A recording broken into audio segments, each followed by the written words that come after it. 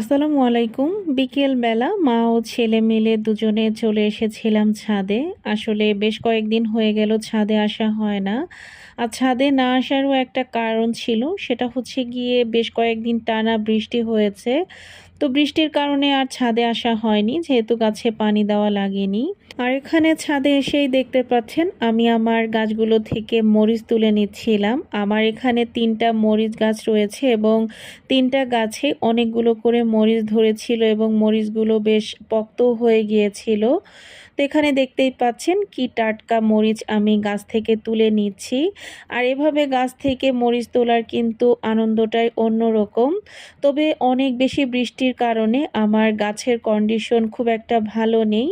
জানি না গাছগুলো বাঁচবে কিনা, তবে মাশাআল্লাহ দিলে এবারও আমি অনেকগুলো মরিচ পেয়েছি আমার গাছ থেকে, আলহামদুলিল্লাহ।